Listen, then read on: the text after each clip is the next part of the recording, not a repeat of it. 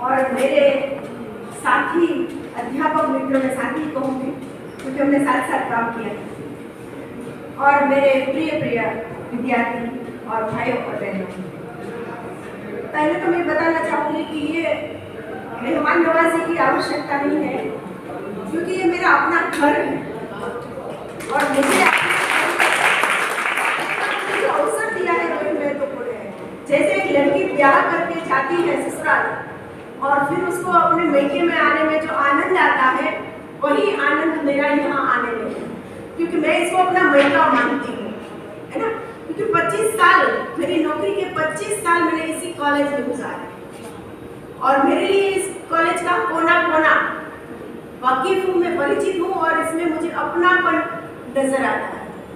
और मेरे सामने जो बैठा हुआ जो वर्ग है, ये लड़कियों का वर्ग जो मुझे अति प्रिय है। एक अध्यापक को सबसे प्रिय कोई वस्तु यदि कोई है तो वो उसके छात्र होते हैं, और वही प्रियता मुझे आप लोगों से प्राप्त हो रही है। तो मैं सबसे पहले धन्यवाद करना चाहूँगी कि आपने इस कार्यक्रम का आयोजन किया और उसमें इस नाचीज को यहाँ बुलाने का एक जो प्रयत्न किया, इसके लिए मैं आप सबकी आभारी हूँ।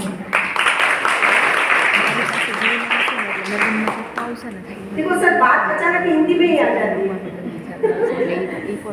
क्योंकि मेरा भी विषय रहा हिंदी रहा है और सोच भी मेरी हिंदी में ही रहती है, तो मुझे हिंदी में अब अपना व्याख्यान जो है वो भी देना है, जिसमें मैं समझती हूँ कि इसमें आपको कोई हर्ष नहीं होना चाहिए।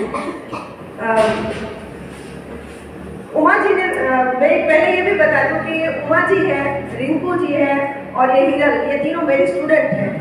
तो इस कॉलेज से मुझे जो मिला है वो इस कॉलेज से मुझे मिला है, और एक तो मेरा लंबा चौड़ा परिचय आपने दिया है, वो सब इसी कॉलेज के कारण है।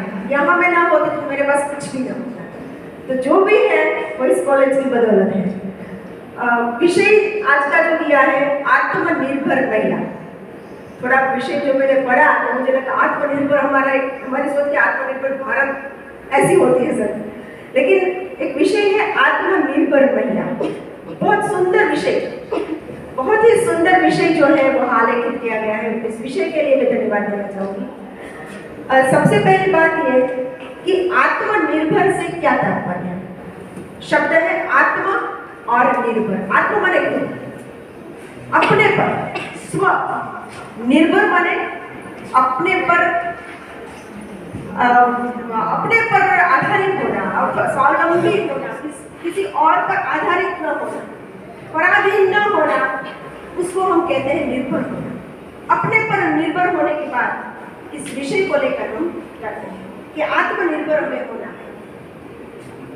तो सबसे पहला प्रश्न ये होता है कि कहा जाता है हमारे शास्त्रों में कि पराधीन सपने सुख नाही। जो पराधीन होता है उसको स्वप्न में भी सुख की अनुभूति, सुकून की अनुभूति नहीं होती। तो हमें अपने को सुकून करना है, अपने को सुखी करना है, अपने को हमें सफल करना है, अपने को साकार करना है, तो हमें आत्मनिर्भर होना पड़ेगा। तो ये आत्मनिर्भर कैसे हुआ जाए? हमारी भारतीय संस्कृति के अंतर्गत स्त्रियों का बहुत बड़ा योगदान है, अथवा तो स्त्रियों का मूल्य भी बहुत बड़ा है। यत्र नारसु पूजन्ते रमन्ते तत्र देवता।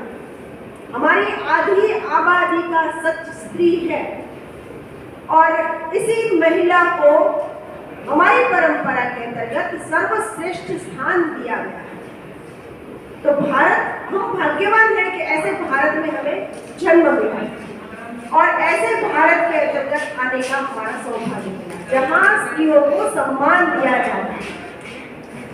स्त्री सम्मान की बात जब आती है तो जैसे हमें तो अनुभव है, ये हमारी बातें और हमें करनी है कि भाई जब हम छोटे छोटे हैं तो गौड़ी की पूजा होती है, गौड़ी पूजा, तो उसमें छोटी छोटी बच्चियों को बुलाया जाता है, उसकी पूजा अर्चना की जाती है।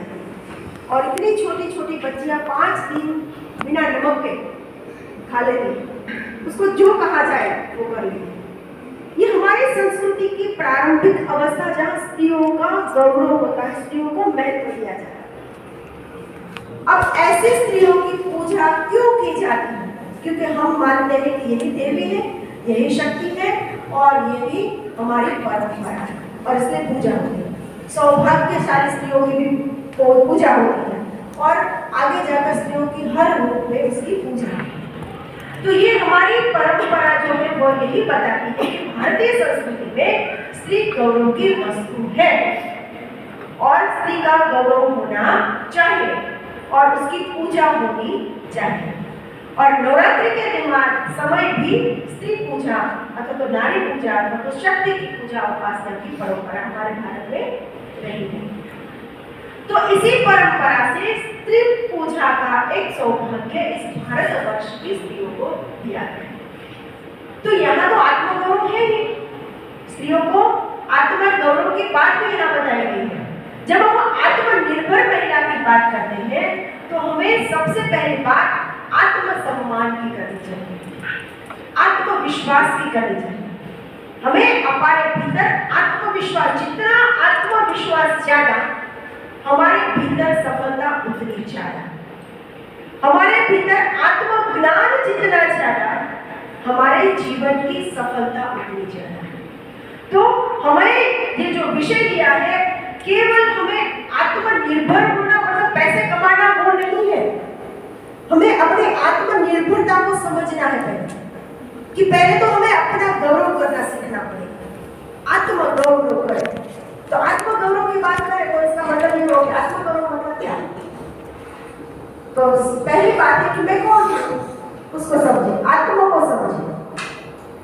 मैं कौन हूँ ये प्रश्न जब आता है तो नाम आएगा, जवाब में बहुत सारी बात आएगी कि मैं एक लड़की हूँ, मैं ये हूँ, मैं हेमल हूँ, मैं एक अध्यापिका हूँ, ये बहुत सारी बातें, मैं एक माँ हूँ, मैं एक शिक्षक हूँ, बहुत सारे प्रश्न मैं कौन हूँ उस जवाब में हमें मिले। तो ये मैं कौन हूँ का जवाब जब मिलता है कि मैं एक स्त्री हूँ, मैं एक लड़की हूँ, मैं एक महिला हूँ, तो हमारी शुरुआत यहाँ से शुरू है। सबसे पहले हमें अपना आत्मगौरव करना है। आत्मगौरव हमें अपना स्त्री होने का गौरव करना चाहिए। कई बार मैंने सुना है लड़कियां बातें करती हैं, अरे यार लड़के होते तो कितना अच्छा होता है ना, मजा होता है, लड़कियां होता है कि नहीं ऐसा। क्योंकि हमें आसपास के माहौल से ये सीखने को मिला है, समझने को मिला है कि घर में भी लड़के लड़कियों को भेद की दृष्टि से देखा जाता है। तो सबसे पहली बात है कि बहुत भाग्यवान हुए होते हैं जिनको स्त्री होने का सौभाग्य मिला है। आपको पता है कि स्त्री होने के कारण स्त्री जीवन की जो सबसे श्रेष्ठ सर्वोत्तम सफलता है वो है माँ होना। और माँ होने के लिए दुनिया में यदि स्वर्ग में सबसे ज्यादा सुख यदि किसी को है तो वो माँ होने में सुख है। और इसलिए भगवान को भी माँ की कोख में जन्म लेना पड़ता है। तो हमें एक तो गर्व करना है अपने आप पर, जो हमें बॉडी मिला, शरीर जो मिला, कि हमें एक स्त्री का जीवन हमें प्राप्त, हमें उस पर अपने आप को गर्व करना। अच्छा, तो फिर एक स्त्री होने के नाते हमारी भूमिकाएं क्या क्या रही, हमें उस भूमिका को समझना है। एक स्त्री होने के नाते क्या क्या भूमिका हो सकती है। आप बहन हो सकती है ना, बेटी हो सकती है, एक आगे अगर जाओगे तो चाची, मामी, जो भी अलग अलग भूमिका, बहू के भूमिका, अलग अलग भूमिका हमें निभानी। तो हमें एक स्त्री के रूप में अपना आत्मगौरव करते हुए सबसे महत्वपूर्ण बात यह है कि हमें अपनी भूमिका को बकायदा बहुत सर्वश्रेष्ठ रूप से उसको निभाना है।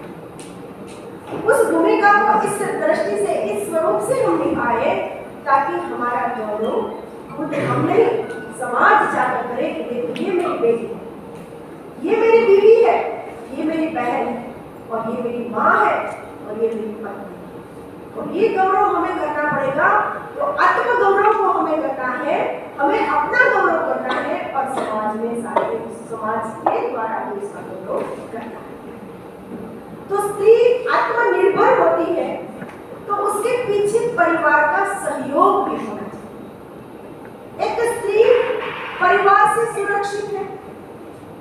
हमारे समाज के अंतर्गत ऐसा कहा जाता है कि स्त्री हमेशा पुरुष के आश्रय में होनी चाहिए, और ये सही भी है।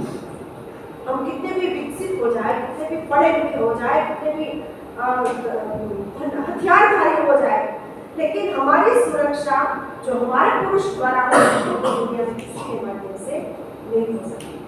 तो इसलिए जब छोटे होते हैं तो पिताजी के पास, फिर बड़े होते तो भाई के आश्रय में रहते, फिर और बड़े होते तो पति के आश्रय में, फिर और बड़े हो जाते हैं तो पुत्र के आश्रय में रहते। और इस बात का हमें भी गर्व है। अब हम बात करते हैं कि नहीं, हम तो विकासशील देश वाले हैं, हम तो आजाद भारत के हैं, हम तो आत्मविश्वास में, हमें किसी की आवश्यकता नहीं, हम अकेले ही काफी हैं। लेकिन समाज के अंतर्गत स्त्री को सुरक्षित करना है और रहना है तो उसको अपने दायरे में ही रहना चाहिए। यदि स्त्री इस दायरे से बाहर निकलती है, परिवार के आश्रय के, पुरुष आश्रय के दायरे से बाहर निकलती है, तो वही समाज और इस जिसे कहते हैं पुरुष प्रधान समाज द्वारा ही वो कलंकित हो जाती है।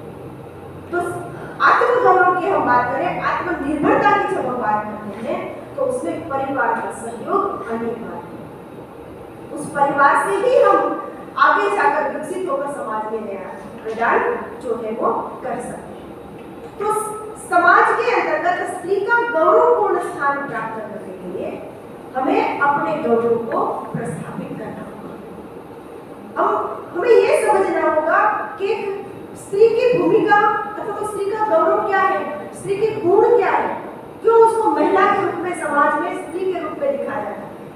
वैसे कहा जाता है कि एक नहीं दो दो मात्राएं, एक नहीं दो दो मात्राएं नर से बढ़कर नारी है। न और र, न आगे न पीछे, न कानों न मात्रा, कुछ भी नहीं होता। और ना री, वही नर है और उसी से कानों मात्रा लगाते हैं तो नारी बनता है। अच्छा, ये सौंदर्य क्या है? नारी ने वो कानों मात्रा के माध्यम से जो ओढ़ा है ना, वही शील है, वही संस्कार है, वही उसका रुजुता है, वही उसका ममता है और वही उसका कोमलपन है। और इसीलिए नारी का गौरव यहाँ बढ़ जाता है। एक नहीं दो दो मात्राएं, नर से बढ़कर नारी। और ये बढ़कर बात है जो है वो हमें अपनी संभालनी। एक लड़की जो उछल कूद करके अपने घर परिवार में जीवन जीने वाली, उच्छृंखलता से जीवन जीने वाली, आजादी से माता पिता के घर पर जीवन जीने वाली लड़की अचानक ही जब विवाह करके दूसरे घर में जाती है तो कितनी बदल जाती है, कितना बदलाव आ जाता है। क्यों? क्योंकि वही स्त्री जिम्मेवारी बन जाती है, वो अपने आप को जिम्मेवार मान लेती है। जो कल तक घर में कुछ भी नहीं संभाली थी, आज अचानक सबको संभाल लेती और पूरा घर संभाल लेती। और ऐसे पिता भी जब अपनी बेटी को लेने जाएंगे तो ब्याह में करके बेटी जब गई तो ससुराल जाएगी तो बतेगा कि ये तो मेरी बेटी तो नहीं है, जिसको मैंने ब्याह करके भेजा था ये वह तो है नहीं। इतना बदलाव लड़कियों के जीवन का। और देखो, स्त्री को तो हर समय में बदलना ही बदलना होता है, उसको हर समय बदलने के लिए तत्पर ही रहना पड़ता है। केवल अपने आप को शिक्षित करके ही उसको स्वावलंबी बनना है, आत्मनिर्भर बनना है, ऐसा नहीं है। उस स्त्री को हर समय हर युग में उसको अपने आप को बदलना पड़ता है और बदलना ही चाहिए। जब वो लड़की होती है और लड़के से जब वो बहू बनती है तो वो बदल जाती है। घर पर कुछ न करने वाली लड़की बहू बनकर जब घर में आती है वो सब कुछ करती है, अपना सब कुछ छोड़कर नया सब कुछ आत्मसात करती है। तब उसको बदलना पड़ता है, नहीं बदलना चाहिए। यदि उस समय भी लड़की बदलती नहीं है तो वो अपने गौरव को कहीं न कहीं हानि पहुंचाती है। अब बहू बन के जब घर पर आई है उसको अपना आपका एक स्वरूप बदला है और उस बदले हुए स्वरूप के बाद वो एक माँ की भूमिका माँ बनती है। और जब वही लड़की जब माँ बनती है तो उसे अपने आप को बदलना पड़ता है। अब देखना, कोई लड़की जो कुछ भी नहीं करती हो, चाहे कोई भी जवाबदारी, लेकिन वो छोटा सा नन्हा सा फूल जब उसकी गोद से जब उसके हाथ में आ जाता है तो कैसे भी उच्छृंखल लड़की हो वो अपने आप को बदल देती है। उसका समग्र जीवन उस माँ के रूप में परिवर्तित हो जाता है और वो अपने आप को बदलता हुआ महसूस करती है, समाज उसको बदलता हुआ महसूस करती है और उस समय भी उसको बदलना चाहिए। अगर नहीं बदलती है तो शायद वो अपनी भूमिका निभाने में सफल नहीं होगी। उसके बाद जब वो बड़ी हो जाती है, बेटा बड़ा हो जाता है, बेटे को प्यार लिया जाता है, तब भी उसको अपने आप को बदलना पड़ता है। किस रूप में? सास के रूप में। सास के रूप में उसने अपने आप को बदलना पड़ेगा। और ये मेरा है, ये मेरा अपना है, मैं ही इस पर प्रभुत्व को जमाऊं, ये चाबी का चूड़ा तो मेरे ही पास रहना चाहिए। यदि ऐसा स्वभाव रहा तो उसको कोई आत्मसात करने वाला नहीं मिलेगा। तो उस बहू से माँ और माँ से फिर जो सास के रूप में जो उसकी भूमिका है, तो उस भूमिका के रूप में भी उसे अपने आप को बदलना पड़ेगा। और नहीं बदलते हैं तो उसकी भूमिका में सर्वश्रेष्ठ नहीं होती। तो स्त्री को हर समय पर, हर युग में अपनी भूमिका में बदलाव लाना पड़ता है। हमें स्त्री के गौरव को समझना पड़ता है। एक स्त्री होने के नाते हमारे पास क्या होना चाहिए और क्या है, और यदि नहीं है तो हमें उसको आत्मसात करने का प्रयत्न किस प्रकार करना चाहिए। सबसे बड़ी बात कि स्त्री होने के नाते भगवान ने जो सबसे बड़ी बहुत महत्वपूर्ण बात जो हमें दी है वो है हमारा हृदय, कोमल हृदय, जो एक स्त्री के रूप में ईश्वर ने हमें दिया है। अच्छा है हमें कठोरता नहीं दी है ईश्वर ने, कोमलता प्राप्त, कोमल नहीं, कमजोर नहीं, शक्ति का नाम नारी है। वो हृदय से भले कमजोर लेकिन वो मन से कभी कमजोर नहीं मानती। तो वो शक्ति स्वरूपा है, वो कोमल हृदय प्राप्त करके आई है। और कोमल हृदय होने के कारण ही तो वो माँ का अधिकार अर्थात तो माँ की भूमिका बकायदा निभा सकती है। तो हमें ईश्वर की जो सबसे बड़ी, सब ईश्वर की ओर से जो भेंट मिली है, सौगात मिली है, वो हमारे हृदय की कोमलता है। और यही स्त्री जीवन का सौंदर्य भी है। कोमलता नहीं है ना। और आजकल तो पुलिस के रूप में भी लेडीज आ गई है, उसके भी हाथ में लाठी भी आ गई, लेकिन देखना वो लाठी भी चलाती है ना तो सोच कर चलाती है। कोमलता के साथ वो लाठी चलाती है, छोड़ता के साथ नहीं, क्योंकि उसका हृदय अंदर से सोचता है कि इसको लगने पर मारूंगी तो मेरी चोट इसको अवश्य आएगी। एक कोमल हृदय का भाव होना चाहिए। दूसरी जो हमें सौगात मिली है और वो है हमारा सुंदर शरीर अथवा तो हमारी सुंदरता। स्त्री के लिए साथ बना हुआ शब्द है सुंदरता, जो नेचुरल है। और वही सुंदरता स्त्री का अपना एक आभूषण है, कि उसकी सुंदरता ही उसका एक आभूषण है। तीसरी वस्तु जो हमारे पास है वो है हमारा शील, यानी हमारा चरित्र। हमारे पास सब कुछ है और इसका दुरुपयोग करें तो वो वास्तव में स्त्री जीवन की सफलता नहीं है। स्त्री जीवन की सबसे बड़ी ये कोई भेंट जो बात है तो उनका शील है। और स्त्री को उसी शील को सुरक्षित रखना और संभालना स्त्री की सबसे बड़ी जिम्मेवारी है। और खास इस जगह पर बैठी हुई लड़कियों को मैं इस बात को खास कहना चाहूंगी कि हमारे भीतर अपने माँ बाप के दिए हुए संस्कार हैं और इस संस्कार को कभी भी हमें किसी भी हाल में छोड़ना नहीं है। कोई समाज में आने वाले लोग हैं, कई आपको आकर्षण जगाने वाले लोग हैं, कई लोग आपको बहलाने और फुसलाने वाले लोग हैं, लेकिन ध्यान रखना हमें अपना आत्मगौरव कहीं छोड़ना नहीं है। हम कोई भी फुसलाए लेकिन हमें अपने दिए हुए माँ बाप के दिए हुए संस्कारों को छोड़ना नहीं है। आजकल हम देख रहे हैं समाज में व्याप्त जिहाद की बात है और लड़कियां मोबाइल देते हैं, कुछ चीज देते हैं और वो फंस जाते हैं।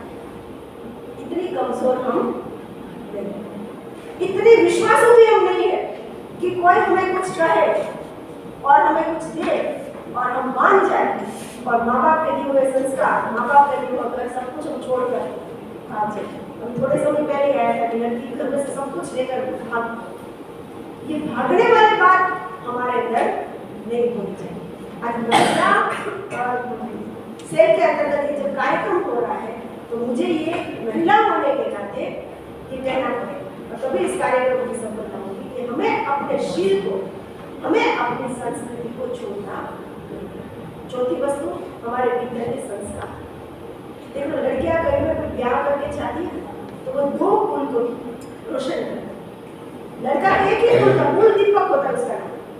एक एक फूल को प्रकाशित प्रज्वलित करते हैं, लेकिन लड़की 2 फूल को प्रज्वलित। पहला कि वो जिस स्कूल में गई है वहाँ को अपना बनाकर उसका विकास कर, और यदि अच्छा घर संभालती है तो वो तुरंत बताएगी वो किस स्कूल की है, तो माँ बाप का नाम जरूरी है रोशन। तो ये दूसरा उसकी महत्वपूर्ण है। और चौथी और पांचवी जो इम्पोर्टेंट वस्तु है जिसमें हमें आत्मगौरव मिल सकता है, तो हम आत्मनिर्भर बन सकते हैं, वो हमारी शिक्षा। माँ बाप ने दी हुई शिक्षा इतनी इम्पोर्टेंट होती है, इतनी महत्व की होती है कि इसी नींव पर हमारा भविष्य का बड़ा महल प्रस्थापित होने वाला है। जैसे अभी यहाँ से बताया ना कि यहाँ आगे की रोज जो है हमारे लिए आदर्श है ना। अब सोचो कि यहाँ आते वक्त पीछे हम भी कभी बैठा करते थे विद्यार्थी के रूप में, लेकिन धीरे धीरे आगे आकर यहाँ पर आने में हमें भी काफी संघर्ष किया। तो शिक्षा आपके पास है तो यदि आपका सबसे बड़ा हथियार है। जिंदगी में कितने भी दुख आए, लेकिन यदि आपके पास शिक्षा है तो आप आत्मनिर्भरता को बहुत आसानी से प्रस्तुत कर सकते हैं। और आत्मनिर्भरता की हम बात जब करते हैं तो ये आत्मनिर्भरता केवल आर्थिक आत्मनिर्भरता नहीं है, एक सामाजिक आत्मनिर्भरता है। समाज में आपकी पहचान होनी चाहिए कि मैं समाज में कुछ दे रहा हूँ, समाज में मेरी एक आइडेंटिटी है।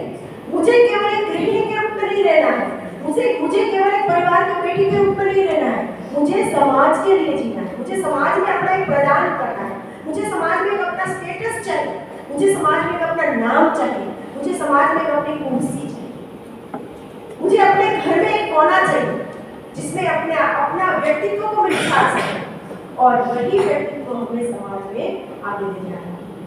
और आगे आप जब आते हो समाज के अंतर्गत तो सबसे महत्वपूर्ण बात है कि आपके भीतर की जो शक्ति है वही धीरे समाज में आपको श्रेष्ठ स्थान बनाती है और आप आत्मनिर्भर समाज का निर्माण भी कर सकते हैं।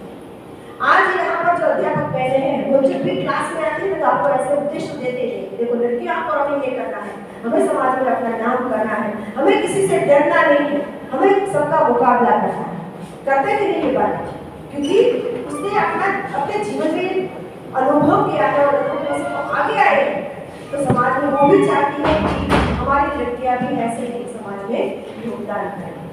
हम जब यहाँ पर पढ़ाती थी तो भी क्लास में हम यही बात करते थे, लड़कियां होना मतलब केवल घर गृहस्थी संभाल कर सीमित रहना नहीं, समाज में अपना योगदान भी बताना एक बहुत ही महत्वपूर्ण बात है। तो आत्मनिर्भर सामाजिक दृष्टि से होना है, आत्मनिर्भर हमें शारीरिक रूप से भी होना है। शरीर से आत्मनिर्भर कैसे हुआ जाए? भगवान ने स्त्री के शरीर को कमजोर बनाया, लेकिन इसका मतलब ये नहीं कि उसमें ताकत नहीं है। स्त्री का शरीर कमजोर जरूर है, लेकिन समर्पित होकर वो अपने आप को कायर कभी नहीं बना सकती। हमें अपने शरीर को मजबूत बनाना, और हम देखते हैं कि कराटे के माध्यम से, है ना, कराटे करके भी आज अपने शरीर को ताकतवर बना सकते हैं। आप सीता जैसी सीता भी रावण उसका कुछ नहीं कर सकता। एक तुड़ुक डालेगा, क्या वो रावण तुड़ुक से डर गया होगा? तुड़ मारने नहीं, ये उनका आत्मगौरव था, उनका शील था, उनके भीतर की शक्ति थी, जिसके कारण वो लंका में रहकर भी अपने चरित्र को सुरक्षित कर सके। तो हमें अपने शरीर को मजबूत बनाना, और एक अच्छे शरीर, मजबूत शरीर में ही एक श्रेष्ठ मन का निवास होता है, ये हम अच्छी तरह से जानते हैं। तो हमारे भी आत्मनिर्भर बनने के लिए अपने शरीर को भी हमें श्रेष्ठ बनाना है। तो हमें शरीर से भी आत्मनिर्भर बनना है। ऐसा नहीं कि भाई चलने मेरे साथ, मुझे डर लगता है। अब अक्सर मैंने देखा है लड़कियां अकेली कहीं नहीं जाती, पुराने मारे जाने के लिए। तो ये क्यों? क्योंकि हमारे भीतर कहीं डर है, वो डर हमें कमजोर करता है, वो डर हमें बांधे रखता है, और वो डर हमें आगे एक कदम चलाने से होता है। और ये जो डर निकल जाएगा ना समाज में, पहला ही कदम चलना होता है हर समय में, कदम एक ही चलाना है, दूसरा तो अपने आप दौड़ने लगता है। तो ये जो कदम चलाने की बात है, ये जो आत्मगौरव की बात है, वो हमें विशेष रूप से हमें अपने आत्मनिर्भर बनाने के बाद ये हमें करना है कि हमें शरीर से भी आत्मनिर्भर होना है। तीसरा है आर्थिक दृष्टि से आत्मनिर्भर। आत्मनिर्भर शरीर से जब हम है, आर्थिक दृष्टि से है, तो समाज में हमारी एक और पहचान बनती है। हमारे पास पैसा नहीं है, पैसे नहीं है, तो हम क्या करते हैं कि भाई किसी से मांगते हैं, और मांगते हैं तो स्वाभाविक है ना कि इंसान फिर मांगेंगे बेटा साझा। अब माँ बाप के पैसे को हम बचा बचा कर उपयोग करते हैं, लेकिन एक समय ऐसा आता है जब आत्मनिर्भरता की ओर कदम रखते हैं, आप अपनी मेहनत से पढ़ते हैं, आप अपनी मेहनत से, अपनी काबिलियत से कुछ समाज में अपना स्थान बनाते हैं और आपको अर्थोपार्जन प्राप्त होता है, पैसा प्राप्त होता है।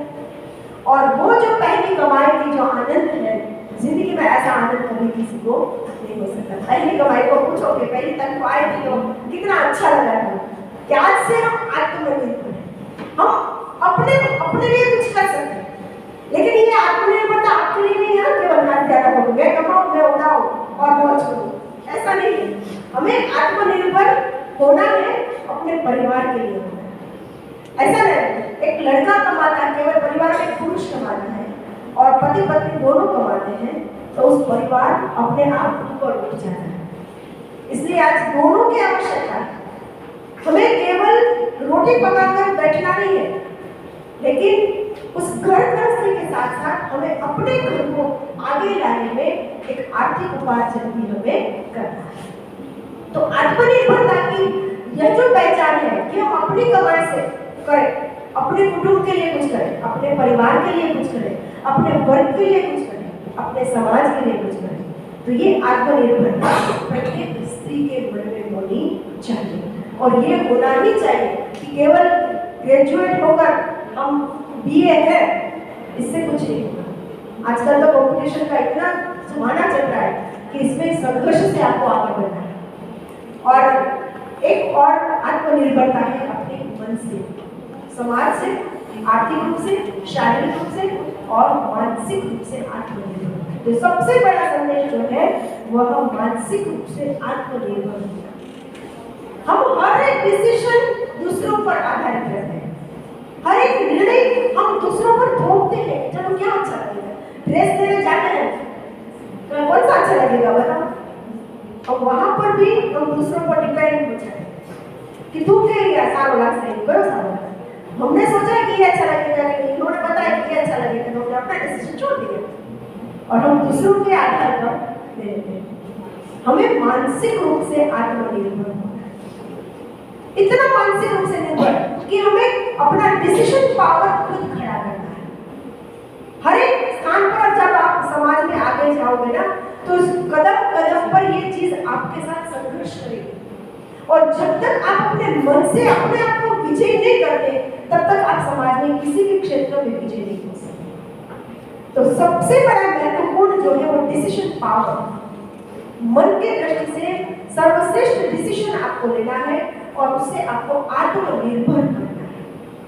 और यहाँ से आप घर पर जाओगे ना, तो ये आपका कदम शुरू हो जाना चाहिए कि डिसीजन पावर मेरा भी हो, मैं भी कुछ आत्मनिर्भर हूँ, मैंने भी अपनी निर्णय शक्ति मेरे भीतर भी आ गई। निर्णय शक्ति फिर लड़का देखने आएगा तो नहीं, आप हमें जरूर रहना हमें है ना उसके साथ पूरी जिंदगी, तो डिसीजन भी हमारा ही होना चाहिए।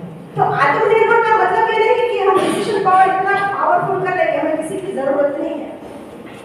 आत्मनिर्भर मतलब आत्मरक्षा, आत्मसुरक्षा, आत्मविकास, आत्मविश्वास। हमारे भीतर का आत्मविश्वास होना चाहिए, और ये आत्मनिर्भरता यदि हमारे भीतर आती है तो ही हम सर्वश्रेष्ठ है, ऐसा समझो। इसका मतलब ये उत्सुक हो जाए कि भाई मैं तो कमाने लगी हूँ, अब मुझे किसी की क्या जरूरत है, मैं तो जो कुछ चाहे वो कर सकती हूँ। लेकिन यहाँ बैठी लेडीज को पूछो कि वो भी कमा कर जाती है, तो अपने लिए ड्रेस लेने के लिए भी उसके पास समय नहीं है, अपने लिए कुछ घूमने का इसके पास समय नहीं। हम भी कभी मिलते हैं तो सोचते हैं कि चलो एक बार हम ऐसा भी करेंगे कि कहीं जाएंगे, मिलेंगे, बच्चों को लेकर घूमेंगे, लेकिन समय हमारे पास एक अपना नहीं होता। ये आत्मगौरव हमें भी करने की जरूरत है। हमें भी आत्मनिर्भर